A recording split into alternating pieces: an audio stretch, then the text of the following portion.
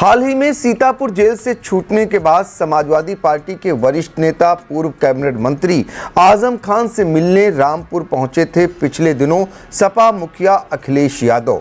और आज जब हम बातचीत कर रहे हैं तो आजम खान समाजवादी पार्टी के मुखिया अखिलेश यादव से मिलने उनके आवास लखनऊ पहुंचे हुए हैं।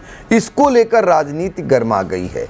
नमस्कार, आप देख रहे हैं आई इंडिया और मैं हूं डॉक्टर पंकज सिंह गौर। लखनऊ के सियासी गलियारों में इन दिनों जबरदस्त हलचल मची हुई है। समाजवादी पार्टी के कद्दावर नेता आजम खान से एक के बाद एक बड़े नेताओं की मुलाकातों ने सियासत का पारा चढ़ा दिया है। और जब आजम खान ने आज सपा प्रमुख अखिलेश यादव से उनके आवास पर मुलाकात की है तो राजनीतिक अटकलों का बाजार और भी गर्म हो गया है। कहा जा रहा है कि इन लगातार बैठकों के पीछे समाजवादी पार्टी के भीतर किसी बड़े बदलाव की आहट छिपी हो सकती है। समाजवादी पार्टी के कद्दावर नेता और पूर्व मंत्री आजम खान शुक्रवार को पार्टी प्रमुख अखिलेश यादव से मिलने उनके लखनऊ स्थित आवास पहुंचे। करीब 30 मिनट तक चली इस बैठक में क्या कुछ रहा या मुलाकात में क्या कुछ पका, ये तो बाहर नहीं आया, लेकिन कहीं न कहीं जैसे जिस तरीके से आजम खान के बयान आ रहे हैं कि उनके परिवार के साथ बहुत अन्याय हुआ है, इस बयान के जरिए कई राजनीतिक सवाल खड़े कर दिए गए हैं। दरअसल 8 अक्टूबर को सपा प्रमुख अखिलेश यादव आजम खान से मिलने तब पहुंचे थे जब वह सीतापुर जेल से रिहा होकर रामपुर अपने घर आए थे। उस समय भी यह मुलाकात काफ़ी सुर्खियों में रही थी। अब जब आजम खान लगातार लखनऊ में सियासी हस्तियों से मुलाकात कर रहे हैं तो इसे सपा की अंदरूनी रणनीति से जोड़कर देखा जा रहा है। बताते हैं, गुरुवार को सपा नेता अभिषेक मिश्रा और मुख्तार अंसारी के भाई सिबगतुल्लाह अंसारी भी आजम खान से एक होटल में मिले थे। इतने बड़े नेताओं की एक के बाद एक बैठकों ने राजनीतिक गलियारों में हलचल बढ़ा दी है। कहा जा रहा है कि लंबे समय तक सीतापुर जेल में कैद रहने और रिहाई के बाद आजम खान अब एक बार फिर राजनीतिक सक्रियता के केंद्र में आ गए हैं। राजनीति के जानकारों का यह भी मानना है कि कभी सपा की राजनीति में मजबूत स्तंभ माने जाने वाले आजम खान अब पार्टी के भीतर अपने राजनीतिक वजूद और सम्मान की पुनर्स्थापना के लिए सक्रिय दिख रहे हैं। राजनीतिक जानकारों का यह भी कहना है कि अखिलेश यादव और आजम खान की यह मुलाकात सिर्फ औपचारिक नहीं बल्कि आने वाले समय की बड़ी सियासी तैयारी का संकेत हो सकती है, क्योंकि एक तरफ सपा लोकसभा चुनाव से पहले नए समीकरणों पर काम कर रही है तो दूसरी ओर आजम खान का खुलकर सक्रिय होना पार्टी के मुस्लिम वोट बैंक और पुराने गढ़ रामपुर मुरादाबाद क्षेत्र में नया सियासी संदेश देने की कोशिश के तौर पर देखा जा रहा है। भले ही आजम खान ने बातचीत में जो कुछ बताया, लेकिन ये भी माना जा रहा है कि जो बंद कमरे में बातचीत हुई उसमें और भी कुछ पक सकता है। ऐसा भी माना जा रहा है कि उत्तर प्रदेश की सियासत में आजम खान की वापसी अब तय है। बात अगर 8 अक्टूबर को होने वाली अखिलेश यादव और आजम खान की मुलाकात की करें तो यह मुलाकात कई मायनों में अहम मानी जा रही थी, क्योंकि 9 अक्टूबर को बसपा सुप्रीमो मायावती की लखनऊ में रैली होनी थी। ऐसी चर्चाएं थीं कि आजम खान मायावती की रैली में शामिल हो सकते हैं, लेकिन अखिलेश ने आजम से मुलाकात करके उन सभी चर्चाओं पर पानी फेर दिया था। हालांकि तमाम चर्चाओं के खारिज होने के बाद भी आजम खान लगातार चर्चा में बने हैं, क्योंकि उनकी बयानबाजी और मुलाकातों ने समय समय पर चर्चाओं को हवा देने का काम किया है। भले ही आजम खान हर बार कयासों को नकारते रहे हों, लेकिन उनकी मुलाकातों का सिलसिला और राजनीतिक गतिविधियों की रफ्तार कुछ और ही कहानी कह रही है। लखनऊ से लेकर रामपुर तक जिस तरह से सियासी पत्ते खुल रहे हैं उससे साफ है कि समाजवादी राजनीति में आजम खान की भूमिका फिर से मजबूत होने वाली है।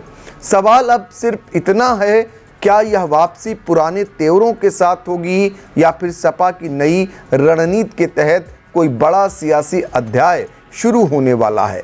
समय के साथ तस्वीर साफ होगी, लेकिन एक बात तय है, उत्तर प्रदेश की सियासत में आजम खान फिर से केंद्र में आ चुके हैं और उनके हर कदम पर अब सबकी नज़रें टिकी हैं।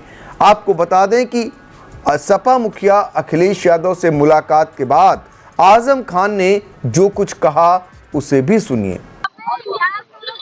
क्या बात हुई ये ना आप पूछेंगे ना नीचे करो भाई। आप साहिबान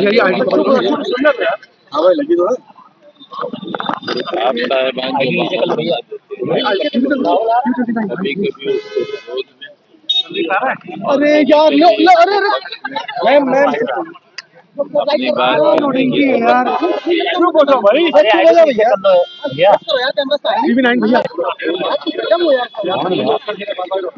अरे यार मेरे आ जाने का असल मंशा यही था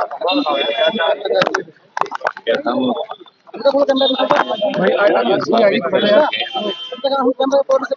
इतना जुल्म सहने के बावजूद,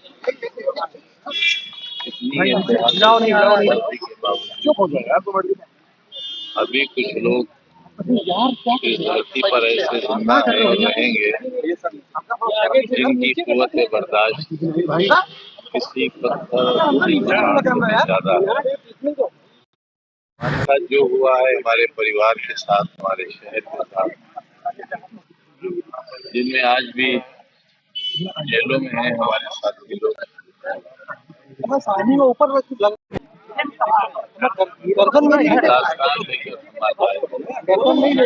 और जब भी हम आपस से मिलते हैं